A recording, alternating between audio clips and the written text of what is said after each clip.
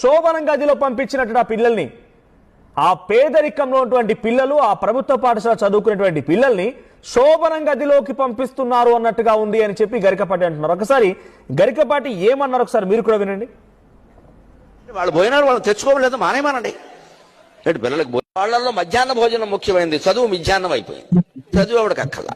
భోజనంలో గుడ్డెట్టారా, గడిది గుడ్డెట్టారా, అన్నం తినేవాడు కొడుగుడు పెట్టడం ఏంటంటే బుద్ధి ఉందా లేదా?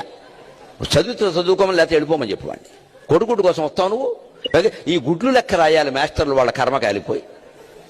చదువు చెప్పక్కల్లా. ఎన్ని గుడ్లు వెళ్ళే, ఎన్ని గుడ్లు మిగిలే, ఎన్ని గుడ్లు మధ్యలో పేలే, ఎన్ని గుడ్లు ఈ మాస్టర్ తినేసాడు. ఇంక వీడు చదువు ఎందుకు చెబుతాడండి? అసలు పిల్లలకి భోజనం పెట్టడం ఏంటంటే వాళ్ళు భోజనాలు వాళ్ళు తెచ్చుకోలేదు మానేమానండి. పిల్లలకు భోజనం పెట్టి పుస్తకాలు ఇచ్చి యూనిఫార్మ్ ఇన్ని ఇస్తే వాడు చదువుతాడా? శోభనం పెళ్లి కొడుకులో మంచం ఎక్కువ కూర్చుంటాడు. ఎందుకు చదువుతాడు వాడు? విద్యార్థికి ఎన్ని సౌకర్యాలా అవసరమా?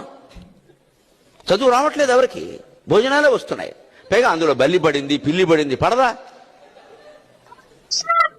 ఆ వండి పెట్టే వాళ్ళకి డబ్బులు ఉండవు. ఎక్కడి నుంచి ఇస్తారు? ఎంతమందికి ఇస్తారమ్మా? ధార పోస్తారు ప్రభుత్వం వాళ్ళు. ఎక్కడి నుంచి ఉన్నాయి డబ్బులు? ఇక్కడ నీ డబ్బులు పెట్టి నువ్వు చదువుకో, నీ అన్నం నువ్వు తిను, నీ బట్టలు నువ్వు కట్టుకో, నీకు ఇష్టమైతే చదువు. ప్రభుత్వం పని ఏమిటంటే, ఉభయ తెలుగు రాష్ట్రాల పెద్దలందరూ వింటారు నా కెమెరా ద్వారా కాబట్టి చెబుతున్నా, ప్రభుత్వం కర్తవ్యం బాగా చదువు చెప్పడం తప్ప పుస్తకాలు ఇవ్వడం, బట్టలు కుట్టించడం, అన్నం పెట్టడం కాదండి.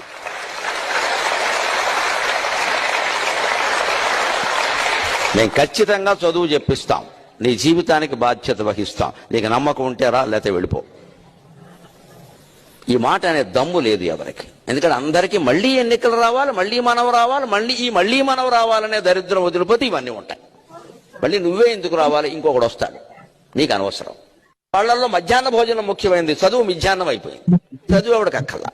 భోజనంలో గుడ్డెట్టారా, గడిది గుడ్డెట్టారా, అన్నం తినేవాడు కొడుగుడు పెట్టడం ఏంటంటే బుద్ధి ఉందా లేదా?